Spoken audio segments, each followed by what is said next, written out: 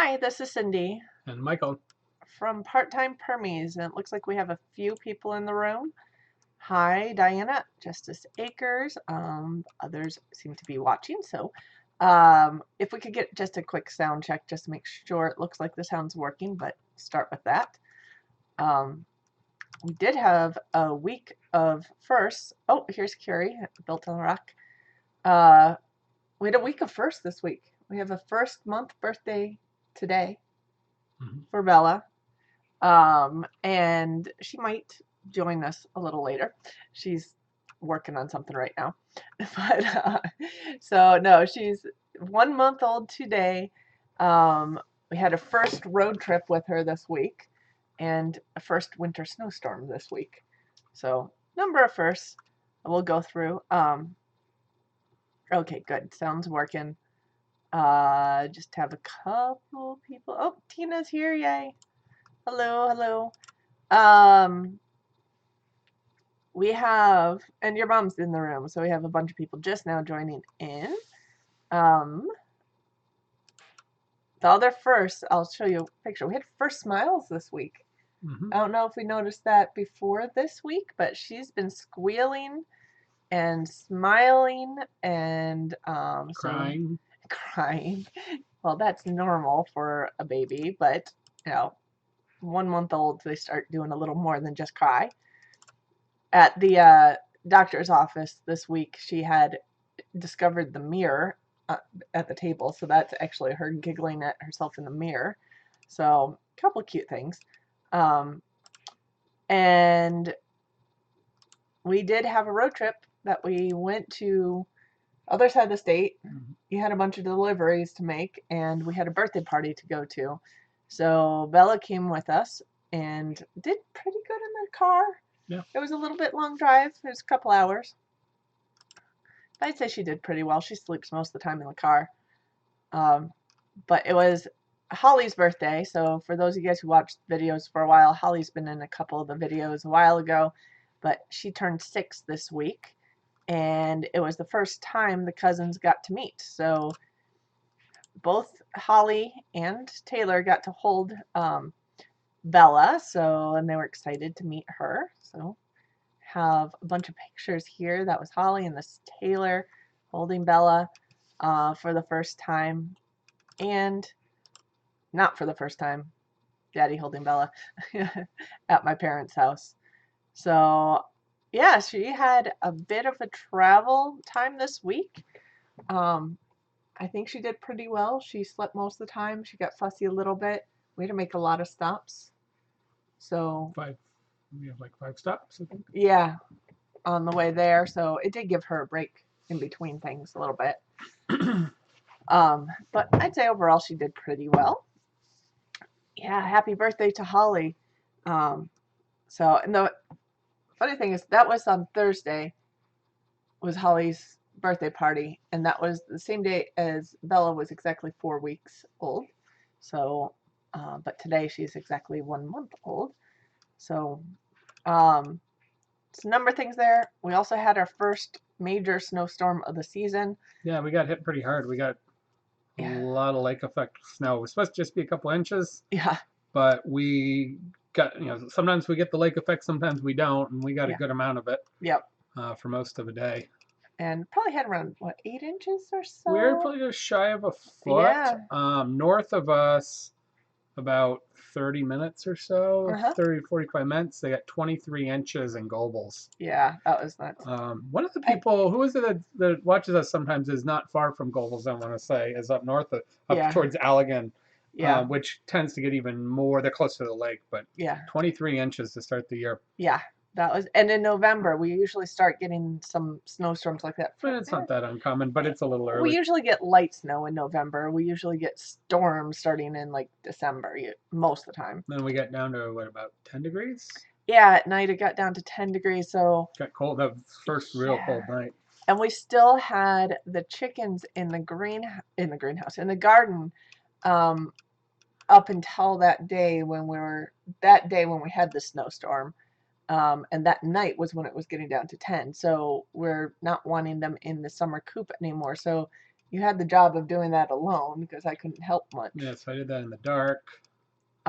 Move the chickens close. That's on the right, the summer coop. Yeah, I had to get the coop turned around. It's tight working to get it through. Even though there's plenty of room to get through the garden fences, I did hit one, and I had to pull another one out to get the trailer around, get the truck in, and then to turn. Yeah. And get if we're things, doing so it, it's tough. If we're doing it with the garden tractor, like the lawn tractor, it would have been fine. But with the big truck, because it was snowy. Yeah, with the snow, I needed four-wheel drive, and I needed heavy weight. Yeah.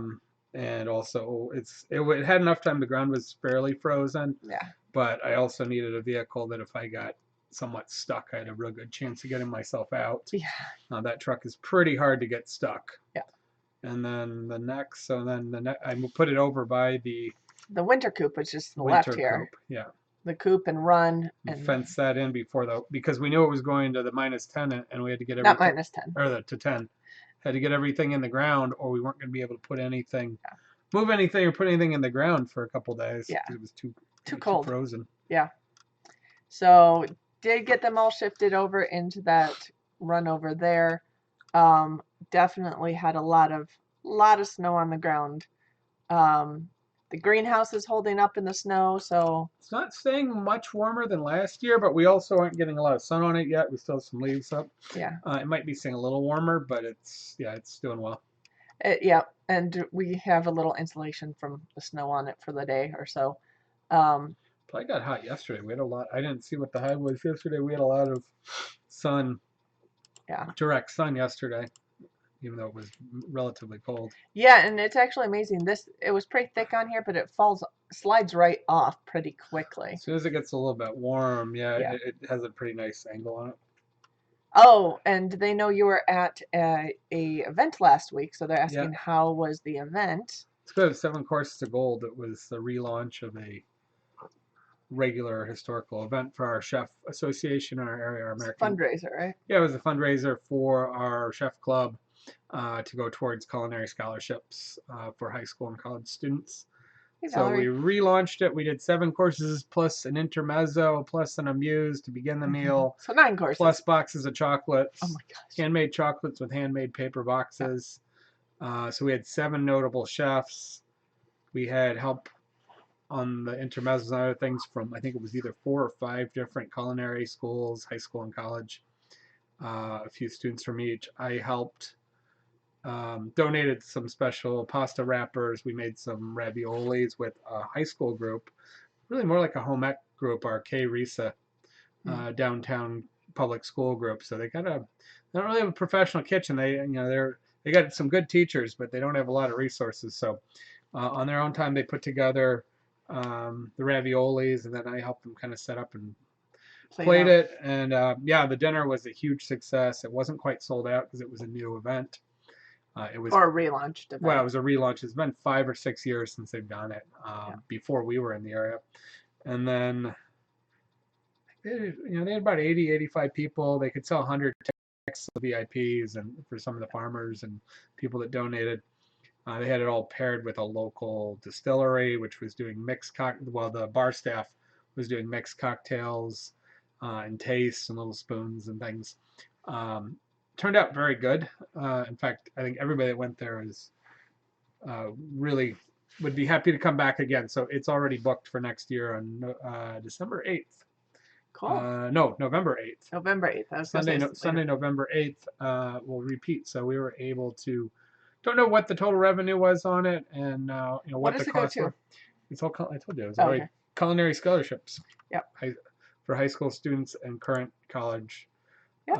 So we're going to be able to raise our few scholarships to do more scholarships and do some $1,000 scholarships, not just $250 and $500 this coming year. That follows the student and goes to the institution of their choice that they're enrolled in to help defer costs. So so it was a really good event. Yeah. Okay, Dee, I get that 3-minute intro is too long. The only thing is that we have to give people time to get into the room. So that's just a countdown. It's not really an intro. So Emmy, So that is why we do that way.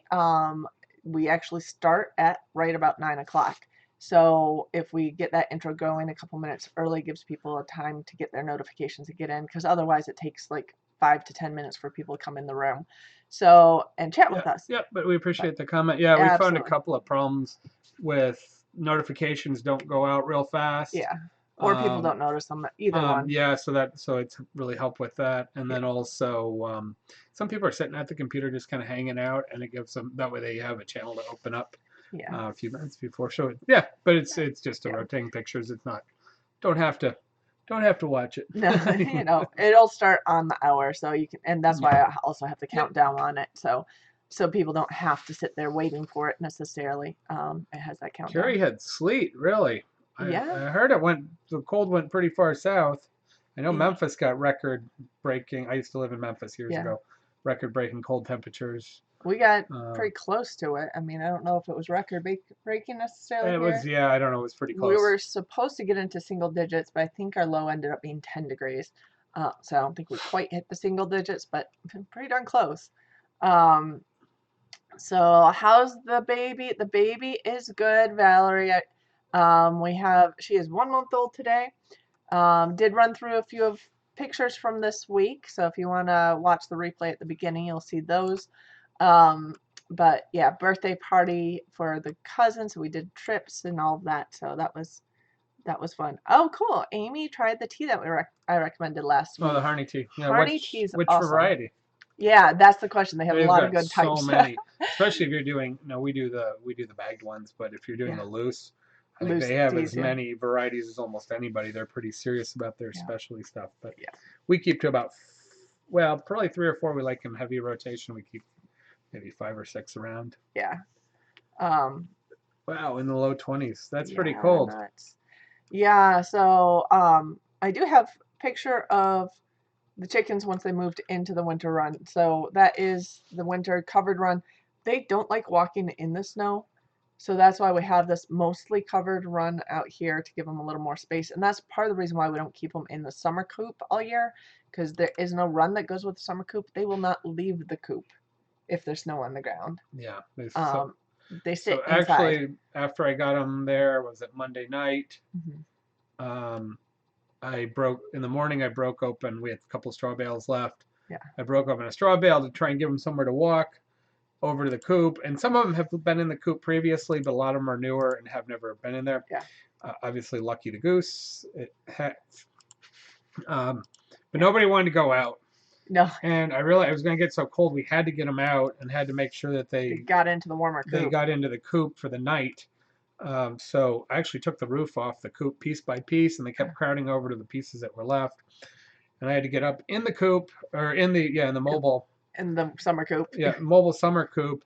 Pick them up and toss them up out of the top into the straw, and then all but one fairly quickly made their way into the coop, and there was some straw in there, and they found it nice. One decided to jump under the trailer, and I found it later, a little bit later, cheeping, and had to go, one of the young ones, and had to go chase it out till it finally scurried over to the rest of them. Yep. Then today I moved that trailer. I had to hook it up again. Got it moved and turned around, put it kind of where it's just out of the way for the winter so we can get through there. Yeah. And set up the fencing a little bit better. Well, yeah, I just put it back. I had to move a whole bunch of the fencing to get the truck through there. Yeah, we'll have to adjust the fencing. It's supposed to get up to 40 midweek this week, so we'll probably adjust the fencing and get some electricity back on it again. Yeah.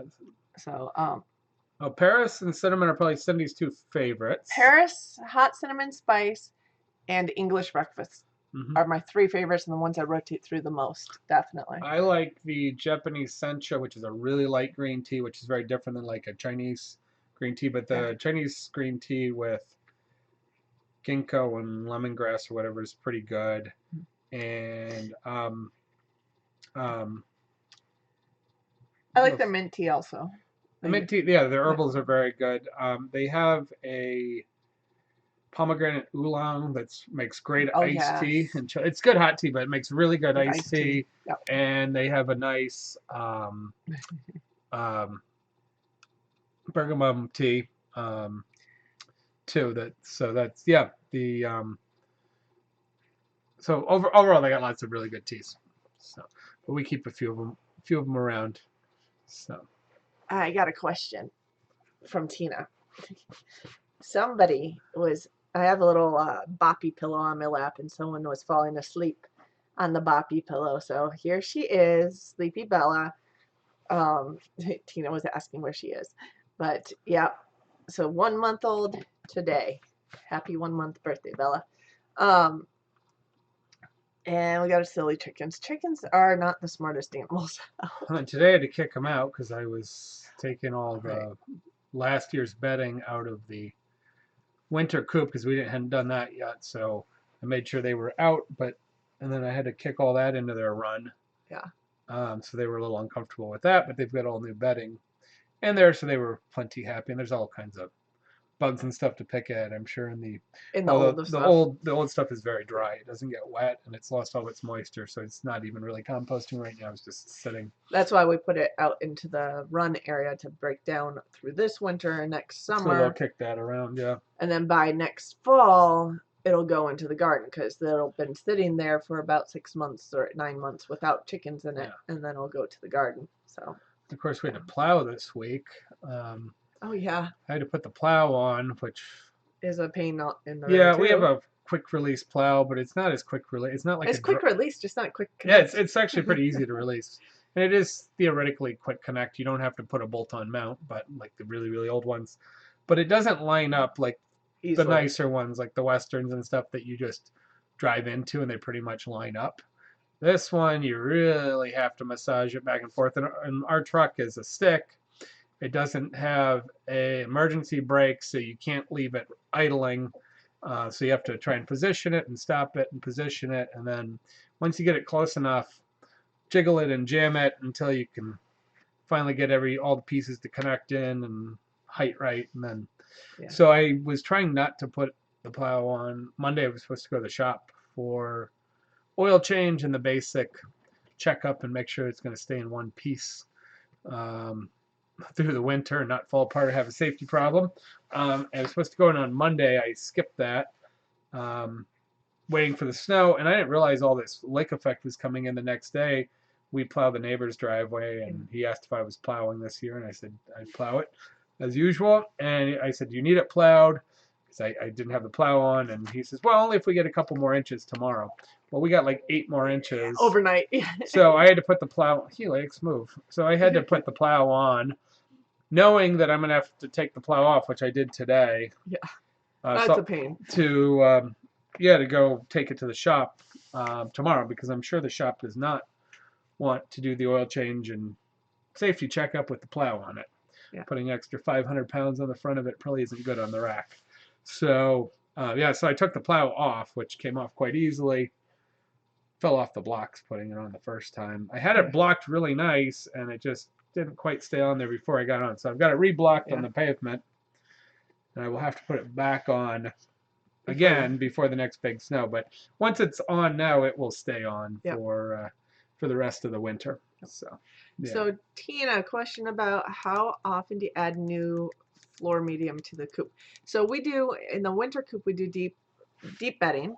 So we start with, usually you did it this year, but we usually start with about 6-8 inches down in the bottom of the coop to start, and then put in 8 bags. And it's a 10x6 coop.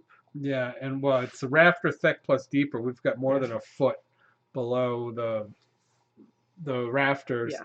We've probably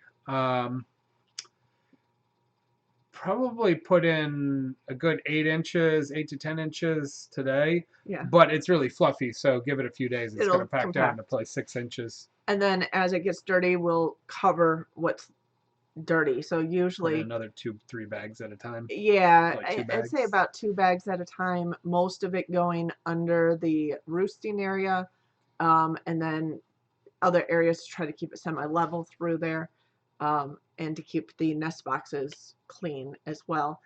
So we just keep building it up all winter, and then so it ends up being a deep bedding method. It helps insulate from the ground. So we end up with probably almost 16 inches of compacted chips. I was just pulling it all out today. It breaks free pretty easily with a shovel or with a pitchfork. It's well compacted and very dry because there's no water on it, and it yeah, I would say we have a pretty heavy amount of chip to manure in it. Yeah, probably a little more than we need. But then once it gets moved out to the run, so the second season it's out in the run area, and then they're adding more to it. Plus they're adding the moisture from the snow or rain, so it'll break down out there better. Yeah, it's a good ways to dirt by the time we dig it out. Yeah, it is. You can still tell that there's some chip in it, but it's heavily composted by the time it goes to the garden. Yeah. So yeah, so it's basically a like 3-season use. 1 season in the coop, 1 season in the run, and then the 3rd season it's in the garden. So that's, and I do have a set of videos on that. The other thing I thought I would mention, I put it in the show notes below, a link. We do have an old video on our winter coop and why we chose to do things with no heat lamp in the area. So this is what the thumbnail looks like, but I do have a link to that in the show notes below if anyone's interested. Tends to be a fairly popular video this time of year. It does have an intro that was... Yeah, they do fine in the cold weather. Oh, they do. When we got down to the negatives, approaching -10 last year. We got down to -15 last year. We had a few days where even we have some heated dog bowls. The top was icing. So the biggest problem is getting water out and keeping water refreshed. But the birds, because you limit the wind, there's some blocking of that already because it's on a forest line. But if you limit the wind and limit the moisture buildup, so you need ventilation up above them, or not in direct line with where the roost. We have some semi-cold weather breeds, but they do just fine. We have to watch a little bit for frost burn on their combs and around their head. Sometimes their feathers will even be all kind of frosty, but they're not too bad. I mean, on the edges, well, more the tails or whatever, the silkies, but they do fine. So they do. So when it's down to -15 or so, we've had we have this radiating heat thing but it doesn't really heat the whole coop. It's basically just heating chickens that are in front of it. So occasionally we'll do that. And I do apologize. It looks like our speed is bouncing around, so hopefully this doesn't lag too much here. But so we do have that, but we don't use heat lamps at all in the coops at this point. Yeah, and they really don't suffer from it. In fact, if you get them used to having them warm, they may get more condensation, or they may just never leave the coop. Yeah, when it's really cold, they don't leave the coop much. But they get acclimated to the temperature too, they will stay in the run. So yeah, they work fine. So if you have a heated area, they don't get as acclimated to the temperature outside, so they actually have a harder time, and they will stay in the smaller confined area, and they will attack each other, and they'll just cause more problems. So having it a sheltered area. Got to feed them a little bit more. We go from wet feed to dry feed when it gets really cold. If it's around 30s or in the upper 20s, the wet feed's fine because there's time before it'll start freezing. And it's fermenting and and stuff, so it will do fine. But when it gets really cold, we went to dry feed the last couple of days. Although we could go back to the wet. Yeah, we could have gone back a couple of days ago, but just for that really cold day. But they do need a little more food because they need to stay warm. Yeah, so the extra feed does help keep their body temperatures up as well. So I don't ration their feed as much in the winter. We let them basically eat what they want as it gets really cold. Down in Florida, Amy, I'm guessing you don't have to worry about that so much. In North Carolina, Carrie where was saying, freezing temperatures in Texas. I don't know how cold it got down in Florida. Yeah, that's true. This week, but yeah. But in North Carolina, where Tina is, they get some freezing temperatures. Tina will have a moderate winter. Probably won't get quite as extreme as we will, but we'll definitely get some periods of time. January, February. But yeah, your bird should do fine. The biggest thing is vents at the top of their coop to let the humidity out so they don't get frosty. Yeah, and the biggest problem is having that moisture on their combs and wattles. And that causes, just like us. They're all whenever they breathe, they're letting out moisture. Then whenever they're pooping, they're letting out moisture. So it's just to it's like let you some of that sitting out. in a car without the defrost on. So Right. yeah, so if you leave some holes at the top, heat source is fine if needed, but or a heated water Yeah. bowl, but generally just making sure there's a little airflow. That's also why we do the deep bedding. It gives a little more insulation, so they're not on cold dirt or pavement. We don't have pavement under there, but it helps. No, but what it used to be is that the coop used to be 8 inches off the ground where the flooring was, and you get all the wind going right under the coop, and Yeah, it you just get a made the cold coop a floor. lot colder. So we just dropped. I took out the floor at one point and dropped the floor basically to ground level, put some wire mesh under there, and then put the bedding on it from there. So it still has the lower floor rafters, which is what you're talking about, that were holding the original floor there. That was about how far above the ground? About a foot It's probably above about 16 inches, a foot to 16 yeah. inches. Um, And yeah, then because I think they're 2x8s or 2x10. I think they're 2x10s. There's plenty of room below, so I'd say it's almost 16 inches. That's the other reason we put in eight things of bedding today, was to make up. Not it doesn't make up all the space, but it makes up a lot of it, and so that it's slowing the wind right away and giving them something to work with. Yeah. I think Joel Salatin does deep composting for his pigs, I think. And a lot of people do pigs, horses, cows, especially cows, and they build their barns and they build them up all winter. He does it for his chickens all winter Cold too. parts of Europe, His layers. it's traditional, Mm-hmm. and because the bigger animals produce a more compostable pile, they actually use it to heat, to create some heat as well. So you've got a composting mass because you've got straw and you've got cow pies or horse or whatever pigs, and the idea is that if you have the right ratio of green manure, of and wood chip or straw, it really doesn't stink. If it starts smelling a little bit, that's when you pile on more wood chip. And so you get a little more balance, less hot compost, but it should stay in a proper composting method.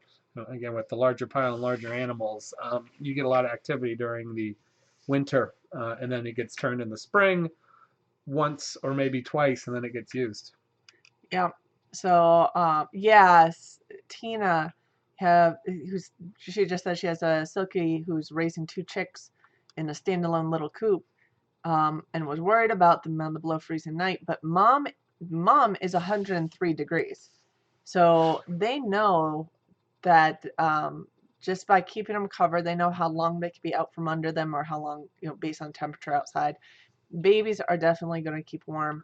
In fact, yeah, we've had plenty of winter February checks and other things. So if we think Michigan temperatures, January, February, I like to have our Silkies go broody in end of January to early February, because then I could give them enough eggs that by the time they hatch and then wait 6 months, 5 or 6 months before they start laying, they're starting to lay in August or September when the rest of them are starting to molt.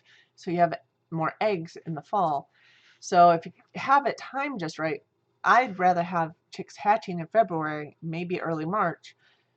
In Michigan, it can still be around 0 degrees outside in February. So, and I've had my Silkies do absolutely fine. Now, if it's that cold, I might put one of the radiators a little harder, and then they have smaller body mass, but smaller body mass. They're the Silky chickens. The feathers aren't as insulating, so I worry about them a little bit more. But they huddle together a lot. Yes. So if they're in their group, I'm not worried about it. They're a little more social than some of the other raising their blended chicks. chickens. Yeah, raising their chicks around 20 to 30 degrees, I'm not worried about. But if we're getting close to 0 outside, that's when I'll put one of those little radiating heaters in there to help mom keep warm. But she'll keep those babies warm. Her body temperature is 103, so that will not be a problem at all. So yeah, I don't think you should have too much of a problem, even if you have Silkies go broody midwinter in North Carolina there. So because you're probably about 10, 20 degrees warmer than we are. Anyway, so yeah, winter chickens, We've shifted. We still have 2 others that we need to integrate. We have the 2 baby Silkies that are in our barn. We've been slowly letting the temperature come closer and closer to outdoor temperature. They're off tonight. Yep. They were pretty much holding at about 40 degrees. They've been in that range, yeah. That coop we still need to get in and like scrape it out and put new bedding. Yeah, and cover in the up. Silky coop. Yeah, we haven't done anything over there. So, but we need to put up some fencing so that we can get Gus out of the way while we're doing it, because he's too nervous. He hides in the back. And he hides in the corner, tries to go behind the coop, which he doesn't really fit. I would worry about getting stuck, and that's something that's on the to-do list eventually, is to redo that coop. Yeah, so we haven't taken the compost out of there. I don't know if it'll be able to come out. We haven't scraped out the inside of that coop yet. I have one shavings bag left. Might have to get some more. And we haven't put in the new nest boxes or other things, so we'll have to probably get some more shavings at some point. But we've got one left. Yeah.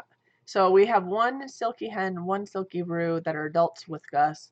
We have 2 Silky chicks that are 2.5 months old, 2 months old. Yeah, and they've been isolated because their mother died. Yeah. So they've been in the barn, but we've been bringing them to temperature, so we have to work on introducing them to the Silky flock. Since it's getting warm midweek this week, I'm hoping we'll be able to introduce them by midweek this week and bring them in with their flock, and get everybody put together so we don't have so many different places where we have chickens. Plus, I'd like to introduce them while it's like around 40 midweek, so that they get used to other chickens, so they start huddling with them. If things melt and dry enough, we might actually move some leaves around this year. We haven't touched the leaves. No. Some of the neighbors have moved a little bit of leaves. We've been busy. I haven't purposely moved any leaves. Move, Helix. Helix. Okay, you're going to have a cattail come across here in a second. Jeez. Sorry, guys. Yeah, so we haven't moved any of the leaves. We've been moving them into our garden beds and around our trees and different things, but haven't done that. So if things dry out enough, they'll get moved. If not, they'll just stay where they are. Stay where they are. Compost in place. Had some slushy, heavy, icy stuff. Our road was completely icy. Yep. Was, I think, plowed maybe once, and we did not have any salt or sand put on our road. Really needed some sand for that cold night. Yeah. But I don't know. Had lots of cars off the road this. Including one that plowed out our mailboxes. Something happened Friday night. A car came across our neighbor's yard, almost the whole stretch of their yard. Our mailboxes are across the street. And they took out the entire set of 2 mailboxes and about 4 different like newspaper old newspaper boxes. Plowed the whole thing down. Ended up a little bit in some forest, hit some stumps, but no big trees, and appears to have backed out and left the scene. Because when I left for market on Saturday morning, I was like, "There's no mailboxes." Yeah, like, wait, there's no mailboxes at all. And I thought a plow had hit it, but we're not on a curve, and the mailboxes are off the road. We've never had a problem with plows. No. You have to be way off the road. So we don't know what happened. The neighbor says there's a Dodge Durango wheel well that was dated from 2019. Sounded like they'd already done some work on vehicles. But we have no idea. I actually called the sheriff's department just to find out if there had been any police report or they'd attended the scene. Everything was so quiet. We were here. I think the neighbors said they were there. Nobody heard a thing. So I think the car went flying into the woods and backed up. But even though it was icy, I'm wondering, they were either going really fast and somebody pulled out, but nobody else attended the scene. I am thinking they were either falling asleep or texting or drinking a lot to go that far off the road and not correct themselves in the slushy snow. So, new mailboxes. Yep. Four Horns Farm. Hello. Hello. And a long time no see. So, got a few new people in today. Yeah, we do. We have Amy Wall. I'm not sure if she's been here before, but it's been a while. We have a couple of Amy's. Yep. And we have another Amy W. spelled differently. And getting started homesteading. Hello, got off Roots and Refuge. Oh, good. Oh, okay. Yes. They should be. They usually wrap up at around 9 Yeah, a as little well. after 9. Yeah. So yeah, and I don't have a picture of any food this week. I just realized we had pretty much local food for dinner. we did. So what was for dinner tonight? And we'll do Ask the Chef if you guys want. We just had a cast iron pan seared pork chops with salt and pepper. They were from the Pratt pig that we butchered last November. We should have got a picture of that. Some cabbage from a local farm that I kind of did a quick hot kimchi. It was good. With calabrese chili pepper, so Italian chili pepper, and some shrimp paste and garlic and onion. Just quick seasoning. I just cooked it down so it softened. So it's sort of like kind of kimchi flavors, but it was a warm. And then we had local like Cinderella squash and yeah. So it's just and some Asian. Well, there's some Asian sweet potato. That was not. Yeah. That was not from a local farm. Oh, that wasn't from Nabi. No, that's been in the freezer for a long time from Yeah. Project. No, that was. She sometimes grows them, or frequently does, but no, those were just. No, from the store. But yeah, it was a pretty local meal. It was very good. It's kind of interesting trying to do everything one-handed on my part. I'm like, Mike, I need to cut my meat because I only have one hand when Bella doesn't want to be set down or needs to be nursed or whatever. So we made mulled cider last night. That was good. I was given a gallon of cider that was near expiration or just over expiration or best by date, which doesn't bother us at all. It was in good shape. So I right away mulled half of that with spices and warmed it up and had some of that last night. And you had roasted some chestnuts tonight too, right? Yeah, I roasted some chestnuts I've had for a couple of weeks. The first batch I burned up. They were nearly done. I gave them another minute or two. Didn't set a timer, and something happened, and I smelled them about an hour later, and they're smelling very toasty. Yeah. So those just got thrown out. So I got more a week ago. And these I roasted properly. They taste nice. Yeah. Have I ever made sauerkraut? Yes, I have made sauerkraut a few times. We don't have a video on that, do we? I haven't made sauerkraut recently here. I made it for work a few times. It's not hard. So it's basically shaved cabbage and salt. You can do it by pounds. I'd have to look up the ratio at the moment. I think it's like a teaspoon or a tablespoon per pound. It's probably like a teaspoon per pound, but don't check that first. The only thing you have to look at is if it's old cabbage or it's really dry, it may not produce enough water. The fermentation, the bacterial activity needs to happen under moisture.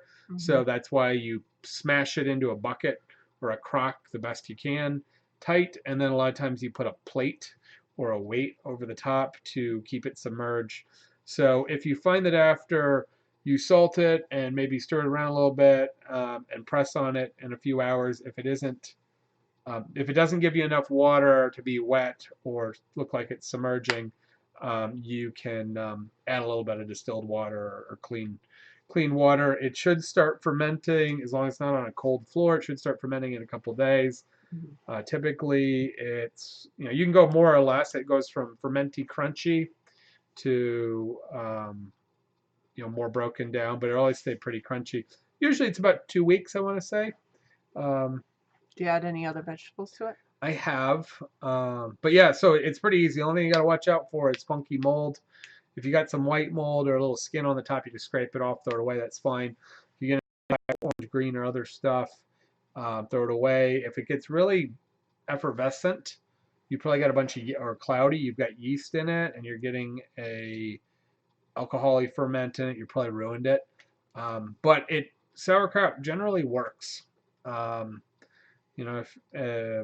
Yeah, it generally works. I have done sauerkrauts with other things in it. And then you're kind of moving into kimchis and other things. I have put in carrots.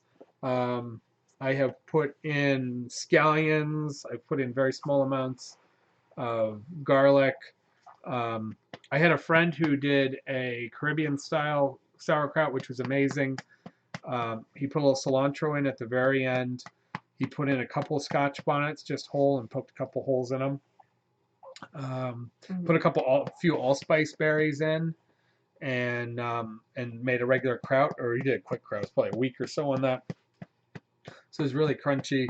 Had a little bit of heat on it, and we put some thyme. So it had thyme, scallion, carrots, ginger, a little bit of allspice, the Scotch bonnets, and he did chop in a little before he served it. It was a little chef demo we were doing on sauerkraut years ago, and I remember that it was really good. Yeah. It was a nice play on flavors. Made orange chicken in the crock pot recipe. 1/2 cup orange juice, orange zest. Yeah. Can't really taste the orange. Yeah, okay. A couple things you can do with that. So, orange chicken in a restaurant, they basically take chicken, they put it in a heavy batter. It's typically like a Chinese water chestnut flour or a hard flour batter. They fry the nuggets. You could you can do it in cornstarch or cornstarch flour, about 50-50 blend. That'll make it crunchier. You can pan fry them, just little cut up pieces of chicken. But the orange portion is really a glaze. So you make a sweet and sour. So rice wine vinegar or white vinegar, salt, sugar, orange zest, and orange juice. And then that goes on at the end. So after you fried up the chicken, you throw it in the wok with your hot peppers and you give it a quick toss. One thing you can do, and I don't think doing orange in a crock pot's a bad idea. You can infuse, so you can do a poached chicken or a simmered chicken that has an orange essence to it. The zest has the most flavor because the orange oil is in the zest. So by taking strips of zest with a peeler and keeping most of the white pith off and just taking all that zest and putting in the crock pot can be helpful. The other thing you can do is... I think one of our holiday cooking videos have you explaining the best way to do zesting as well. So somewhere in there. Check out that series too. The other thing you can do with it is get canned orange juice, frozen canned orange juice. Use the concentrate, which is usually a 3-to-1. So it's 25% orange concentrate, 75% water added. Don't add the water. Why add the water? You're going to draw out chicken stock and juices. So add in like a 1/4 cup of orange concentrate. And the beautiful thing about it is it's cheaper than fresh orange juice.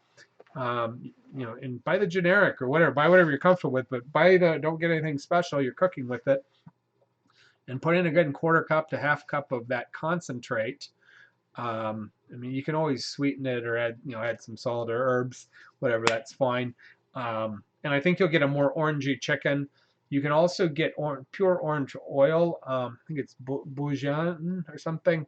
As one of the classic top quality orange essences, edible essence oils.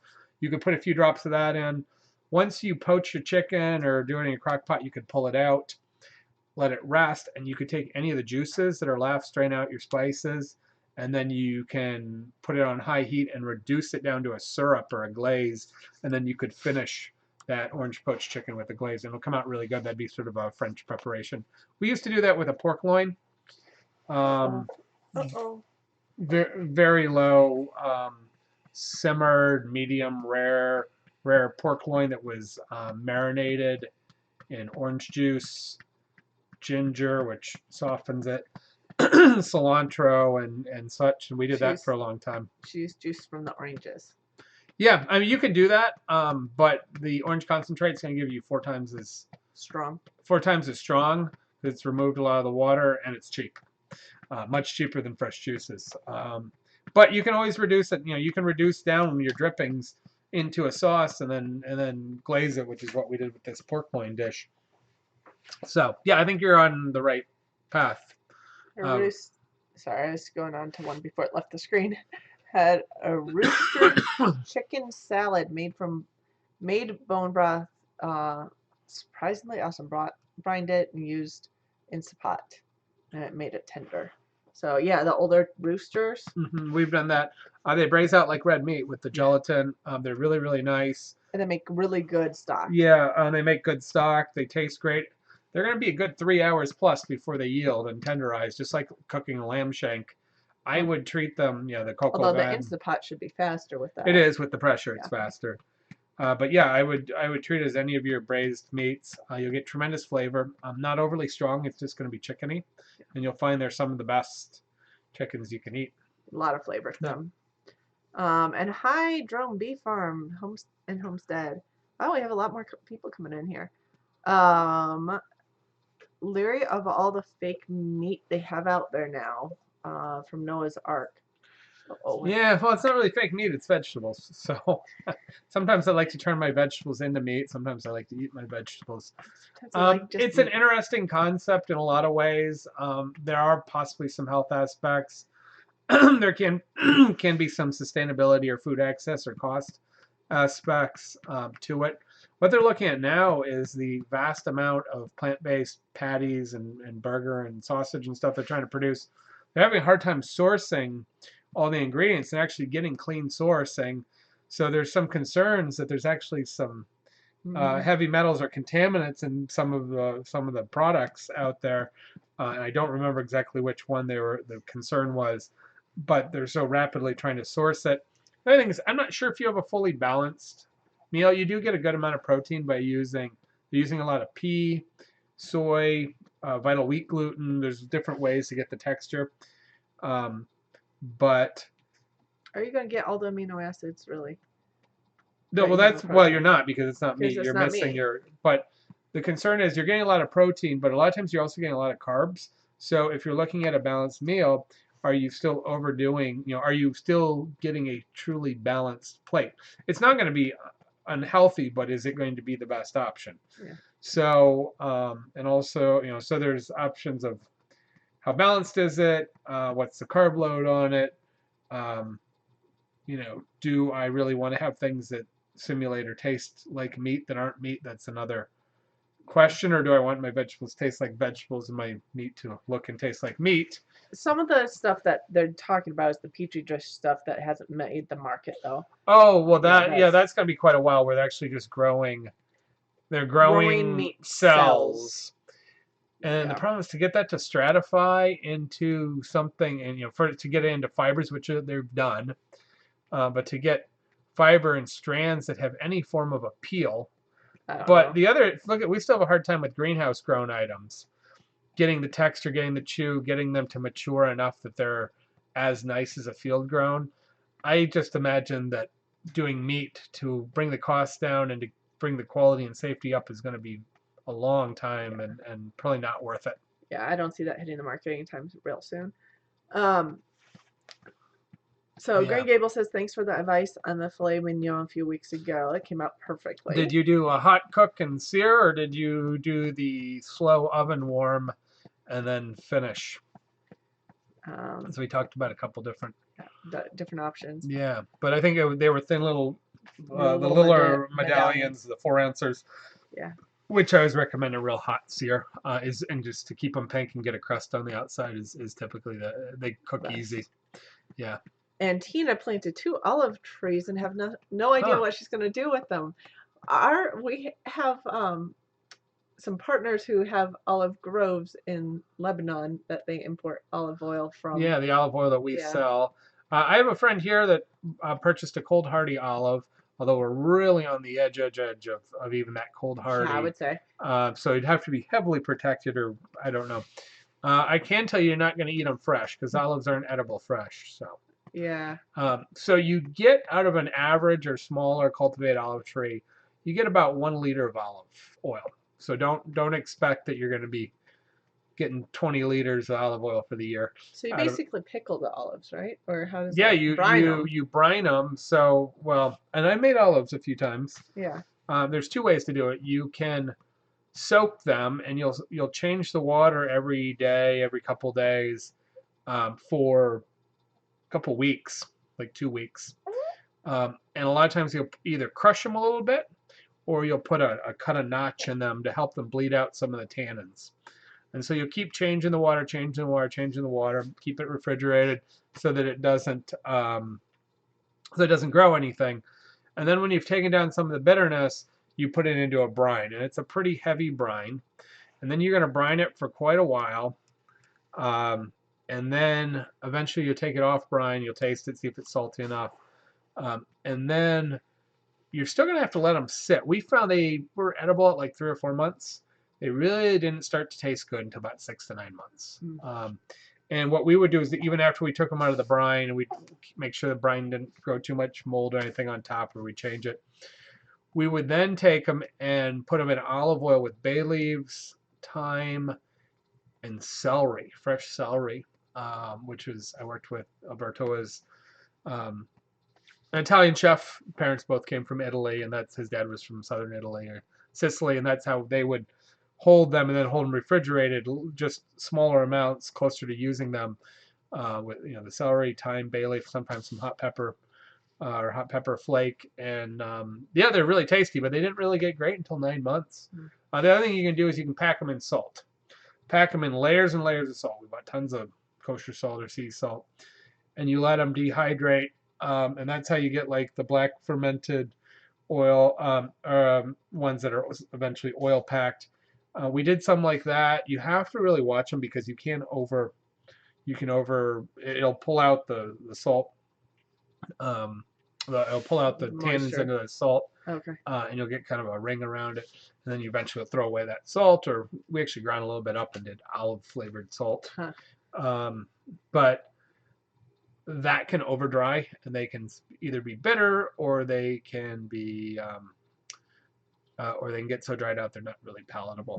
So it's a little tougher, but they're really pleasurable when they're done right. Of course, you have green olives, which are maturing but not fully ripe, and then you have black olives, which are ripe, and so you can do that. Oh, and then after we did the salt packed ones, you pack them in extra virgin olive oil, which is expensive, but pack them in a lot of olive oil or even pure olive oil, and so then they're oil cured after that.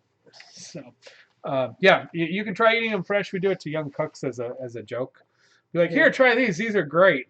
Let me tell you, your mouth will pucker up bitter like you ate a green plantain or worse. Too many tannins. And you don't really want to eat them chew it because it will, it'll turn your stomach and feel not sick. Good. Yeah. Green Gables said that she did the sous vide for 30 minutes and then a hot pan to sear it. Okay. Yeah. The filet mignon. That's a great way to do it. Yep. Okay. Any other food questions? It's starting to get close to 10 o'clock, but any other I don't think they're putting people in the veggie burgers. I hope not. I mean, that would really defeat the purpose on it. Defeat the purpose on it. I think the plant-based vegetable and stuff are interesting. Some of them are fairly tasty. Plant-based meat? Or plant-based meat, so-called meat. Yeah. I don't find any of them taste exactly meaty, but they've gotten a lot better. Texture, moisture, chew, and flavor. So I don't think they're a bad product, but God, I don't see them replacing beef, pork, chicken. Yeah. Some of the jackfruit preparations are pretty tasty if you're doing it in chili or barbecue sauce or a lot of herbs and spices. It does have good texture. It's pretty tasty. So yeah.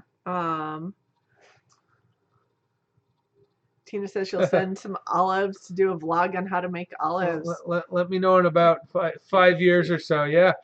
I have some pictures floating around, I think, from years ago, probably on Facebook or probably pre-Instagram. Are we making olives? But are we making Thanksgiving dinner? We are this year. We are hosting my family for Thanksgiving dinner this year. We will probably not do videos on the holiday dinner because we have a whole series on those. We did that 2 years ago. Or so if you're interested in ideas on holiday food, happy to chat about it. But yeah, absolutely, we could chat about it. But you should also check out that series. I think it's a 3-part or something. Oh my gosh, I think it's 4 or 5 videos. And then it's got a summary. Yeah. Black bean burgers are tasty. I've been making black bean burgers, a form of just mashing or grinding and seasoning and patting, and then skillet frying them off. Or I've been making or buying a few for years, and they're actually one of my. I like those. I don't feel like it's a burger, but I find they're pretty good for our lunch sandwich. Yeah, they're tasty. Link them, sure. Actually, while we're chatting, I will see if I can pull up that link on the series, which yeah, what's everybody doing for Thanksgiving? Yeah, what are your goals? Are you guys cooking? Do you guys cook? What is your main meat? Do you do the traditional turkey or something else? And the question is, can I keep this? And the question also is, if you make a dressing or stuffing, what do you put in there? There's a lot of different ways to make them. Yeah. A lot of different ingredients end up in there.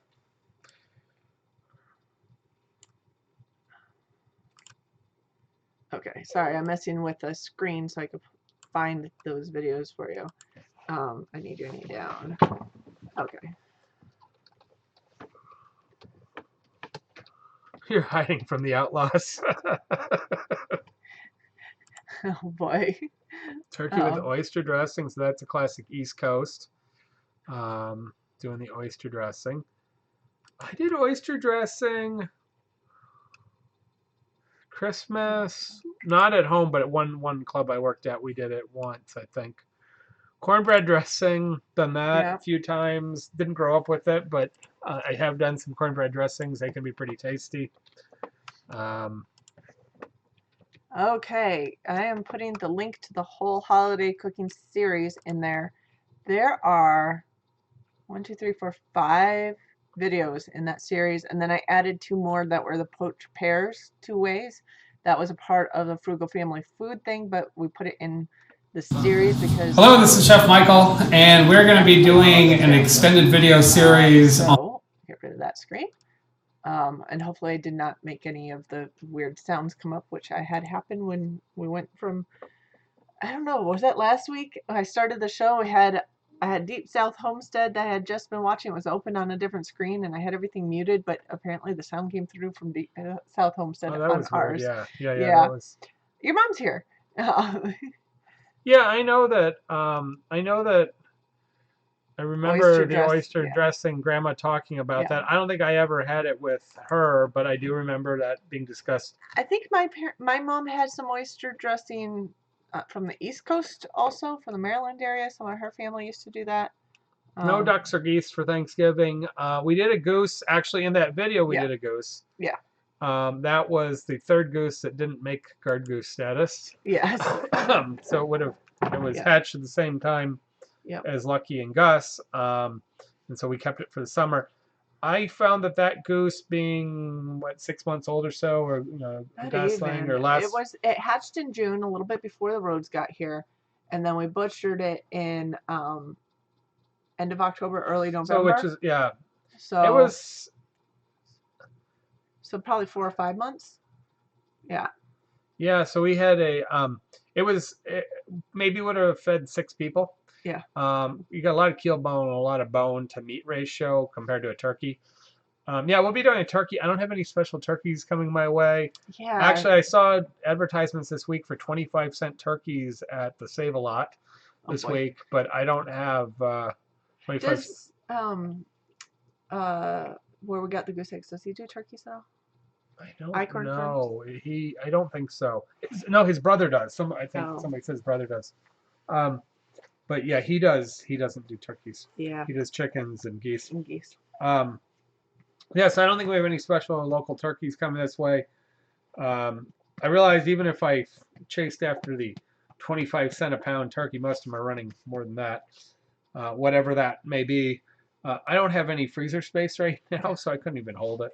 Well, I guess it would probably hold fine in the refrigerator for most of a week and a half. Yeah. But yeah, I'll let you know what we're getting. But we'll be doing a turkey. And I typically do a bread. Bread with mirepoix, herbs. Yeah, pretty much like white picket fence. I've sometimes put giblets in it. Yeah, sometimes. Most of the time I don't put giblets in it. Some people put a few eggs, or they put a little cream in there and kind of make it more like a bread pudding, just to richen it up a little bit. But I'll do a pretty traditional one. Yeah, the oyster stuffing is popular on the East Coast because oysters were so prevalent and inexpensive. Plus, oysters have a MSG and an umami aspect, so they're savory, and so if you put them in the right ratio, they can give you quite a tasty oyster. Yeah, sausage is frequently in there also. Ooh, so potatoes. Oh wow, that sounds interesting. Sounds good. A lot of people put pork sausage in their stuffings. I really don't. I like to keep them moist but not too heavy. I had ones where people put in all kinds of things. Use the old danishes and donuts and leftover breads from restaurants and put it all in there. You can get away with almost anything. Easy on too much rye bread or too much whole wheat bread. And don't put the lemon or fruit filling in if you're using leftover pastries. Oh boy, yeah. Yeah, I'm not a big fan of doing that. I like to use. Actually, the better the bread, the heartier the bread. It doesn't need to be fresh; it can be stale. But the heartier, higher the quality of the bread, the more flavorful the dressing is. You can get away with cheap bread; it's fine. The really cheap bread kind of gets slimy because it collapses. But you don't have to go crazy on it. But if you happen to have good bread laying around, or bake a few extra loaves and of whatever, it does make a difference. Yeah. So, I like that idea of potatoes in there. Yeah. And Karen from Maryland. So that's actually where my mom's originally from. She's from the outside Baltimore area. So. I don't know. My great grandmother, who I never knew, from lived in Indiana. I don't know how she came about oyster stuffing, but it's quite popular across the country. That was a known and traditional thing to do. So. Yeah. We don't do that. I have a family member who sometimes does some strange stuffings, but that's all right. Well, it's got all the right ingredients. It's the White Castle stuffing. Does the White Castle chopped up, buy the frozen White Castle, chop them up, add celery and possibly onion or whatever else, and no thank you. Use that. It tends to get very heavy. Yeah. It's just kind of overloaded. There's a little too much fat, and it kind of gets heavy and sticky. But it otherwise has the right items in there. Yeah. Oh, cornbread stuffing without the sage in it because I don't mind sage. I don't do. A lot of times I don't put a lot of sage in. I keep it light because it can be overpowering. Just blend my own. If you buy poultry spice, it's usually in there.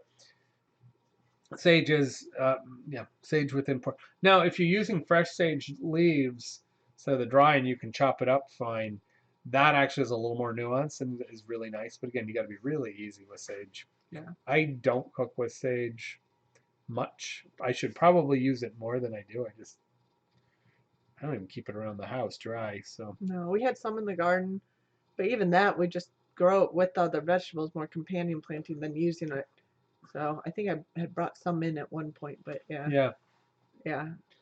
Sage has the same chemical as wormwood, I found out. Yep. The same active chemical in wormwood that would then be put in absinthe that some people will say will cause hallucinations. Other people say will cause you to go crazy over the long term. There's questions about both. But the percentage in sage is actually much higher than most wormwood or absinthe. But that may lend to why some people have a strong aversion to sage and why many people quickly realize that a small amount of sage goes a long ways because it's a potent, semi-medicinal herb. So keeping it easy on it is definitely good. But I mean, I guess fried, you do fried sage with like saltimbocca, where you do the prosciutto wrapped veal or prosciutto wrapped chicken, and it typically has a little sage leaf underneath it, and then sometimes it has cheese and either lemon sauce or different sauces. So saltimbocca is wonderful, but it's one little sage leaf goes over a chicken breast or a chicken thigh. Huh. And again, and it's strongly sagey, or they make a sage, sauce with it, but but it's strong, but it's still a small amount. So and I'm just wondering, there seems to be a little slowdown in the chat, so I'm just wondering if there's any other cooking questions. I think next week is the week before Thanksgiving, right? So we should probably have a holiday question. Question and answer. Christmas and New Year's and because Hanukkah. I'm not a great expert on what do you cook for Hanukkah? I mean, I know a little bit. Have to ask Sherry at she's a good cook too, so she'd be a better. I know a little bit about traditional Jewish cooking. I have a friend who did a lot of kosher cooking. Actually, a few friends. One of them used to cook for a kosher camp, and they would say, "You know what? This food is so good. The only problem is it's too good. It can't be kosher." But that's not really true because there's something called modern kosher, where there's a lot of kind of bland food and things that were pretty not appetizing that were served. But if they're done properly, you can make them very tasty. So there's actually lots of good things. But I am not an expert by any means on kosher or Jewish cuisine. But we could do our Midwest holiday. But yeah, Christmas, New Year's, yeah, Thanksgiving. We could talk about traditional Hanukkah cuisine or other things. That'd be fine. I'd probably learn a bunch. I have some cookbooks. Should invite. I have some. Yeah, I have some. Should invite Sherry from Two Family, and maybe she can. She pops answer in some of those sometimes. questions. Yeah, she yeah. Towards the end, a lot of times. Yeah, I don't know if it's her husband, but Ladkis. Yeah. Not sure on the spelling on that, right? Yeah. So Ladkis. That's the potato pancakes, is that right? Ladkis? I think they're potato pancakes. Is that Polish? Right.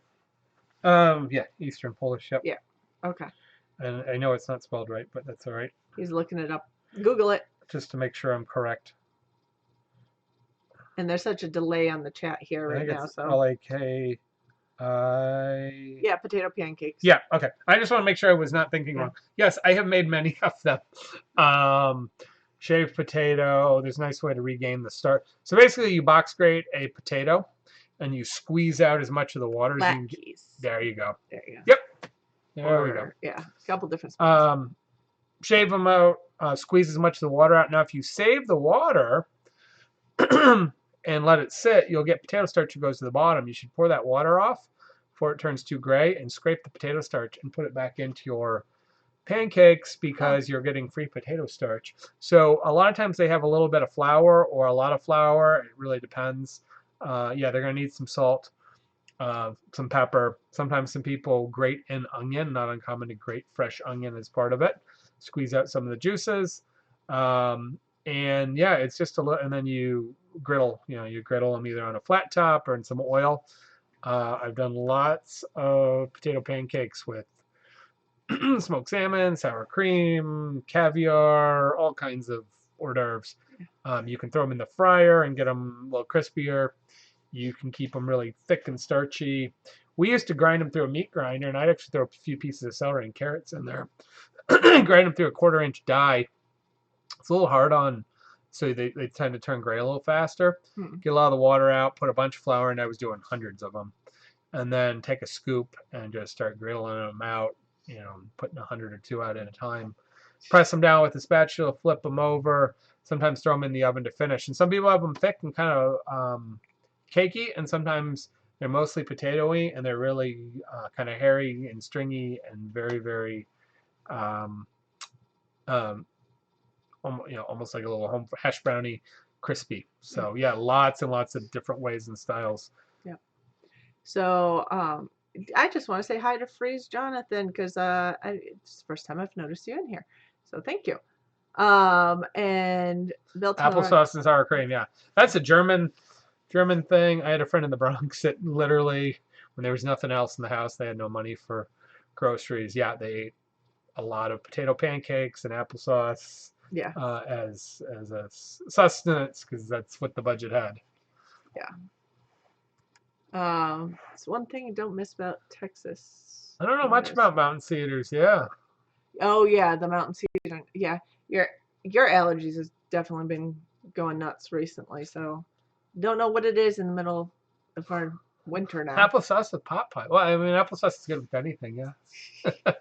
I used to put applesauce on toast growing up, and that was like something we'd have when we were Question in those arcs is caviar. Yeah, caviar and potato pancakes, super, super. Well, think about Russia and the Black Sea and Europe. Yeah. Eastern Europe, a lot of caviar tradition. And so it's a great platform. You've got crispy and crunchy.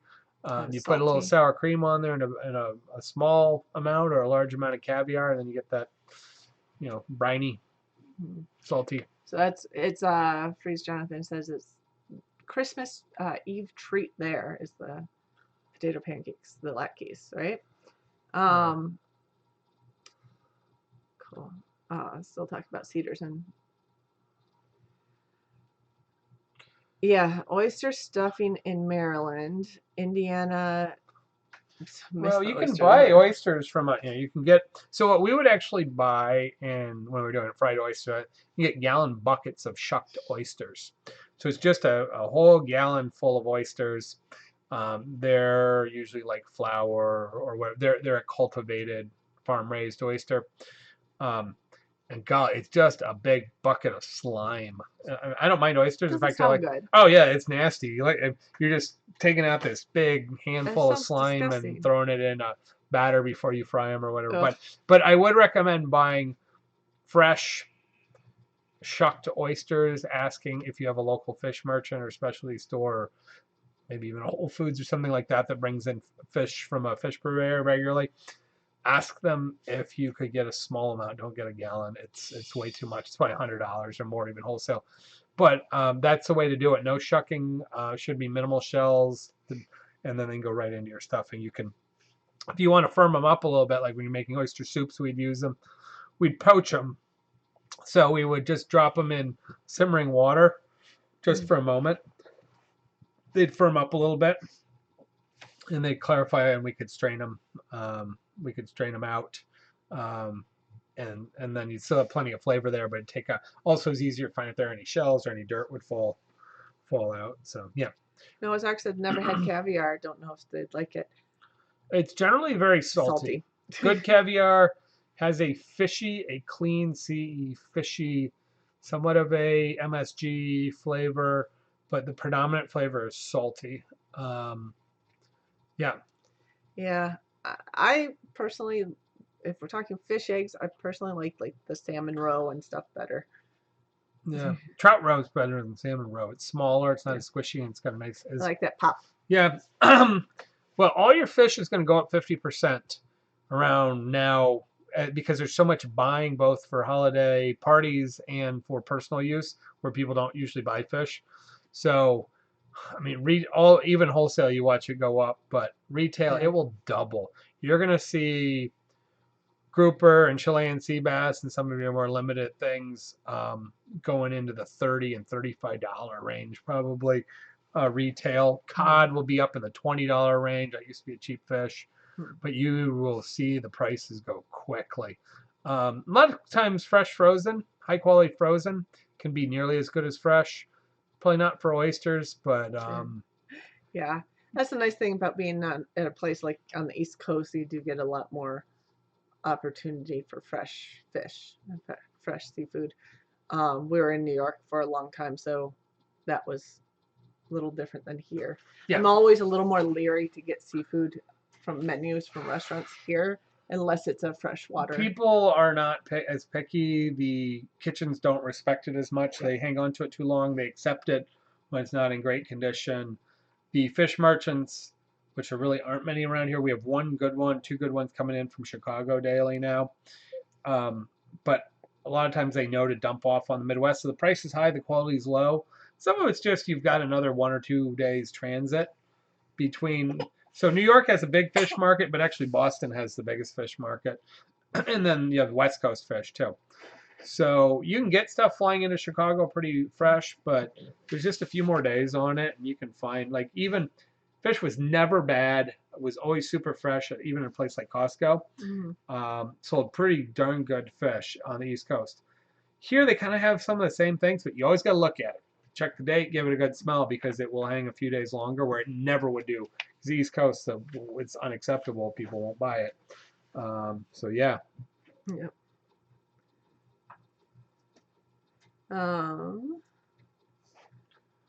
Yeah. Okay. So just checking the rest of them. I'm in Florida. Oysters in the stores are from Asia. Really? So a lot of them are cold water, right? Yeah, you want it. They're cold water. So they're north. There's different ones, but most of them are. So there are a lot of cultivated oysters, both East Coast and West Coast.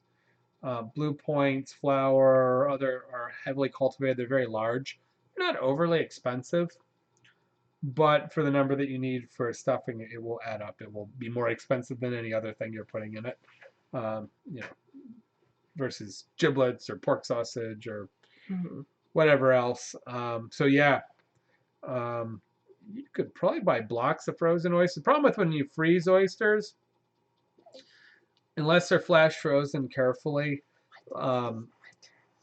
they tend to get very mealy and it damages the structure of the tissue.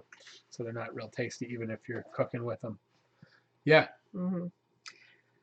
So anyway, we'll probably, it's already at 10:15 tonight, so as Valerie is saying goodnight. It is getting late. We should continue the holiday food discussion next week. We can talk about it. If you have questions on how to make certain dishes or anything, let us know. But check out that series and get ideas there. Or if you have any other questions. And someone's starting to get fussy here anyway. So we will have to wrap it up tonight and say we'll see you next week at 9 o'clock Eastern Standard Time, and hopefully someone doesn't start screaming. So we'll say good night, you guys. Yeah. Okay.